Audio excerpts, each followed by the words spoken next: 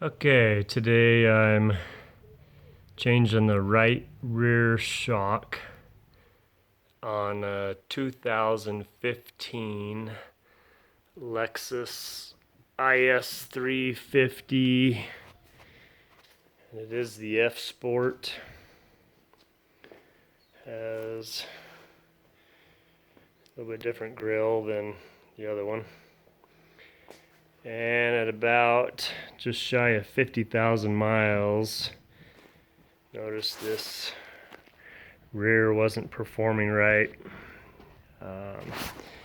Took a look. It had oil and dirt and crap all over it, so it blown the shock. There wasn't a whole lot of information on the internet, so I did watch one video and then just started tearing into it.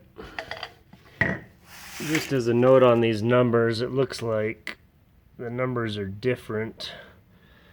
Either they've changed or they don't really signify a part number. Here's the new shock. And it's a slightly different number. Same shock, same length, same F Sport little piston that has a control module on top.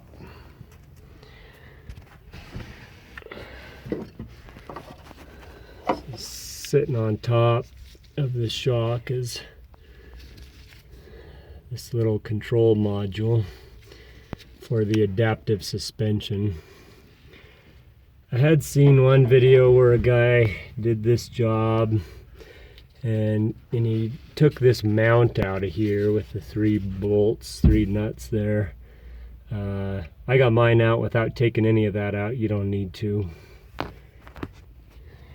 You do basically need to disassemble your whole trunk to get this out without tearing it up. All kinds of parts and pieces, the back, the bottom, this back here,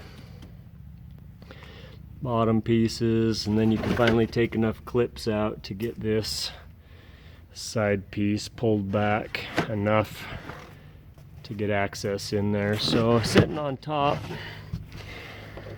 this control module just locks on. You just twist it and it comes off, just comes off the top.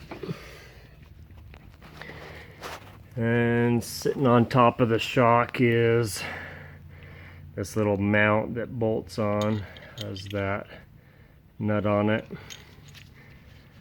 I labeled it front and rear. Probably doesn't matter, it's probably universal either way, but pull that off and then you're staring at the shock on top. This piece here you'll see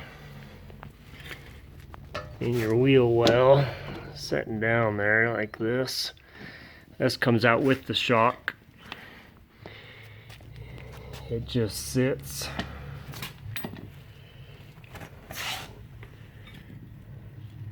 Just sits on the shock.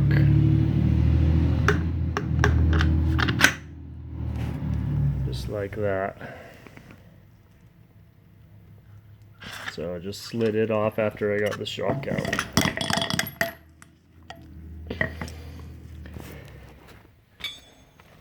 To get the shock out, some say, and one guy said you'd take this ball joint off here, pull this arm off.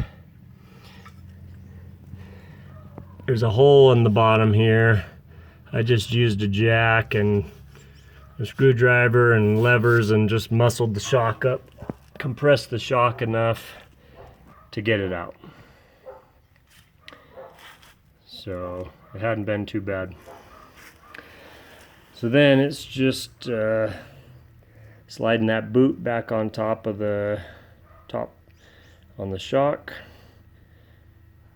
Compress the shock, stick it in, and then we'll bolt it up on top there. And I'll have to look up the torques when I get at it. I think the torque on the bottom, this is the bolt, it bolts the shock in on the bottom here. I think that's 55 foot-pounds, and the nut on the top of the shock is 13. Hope that helps.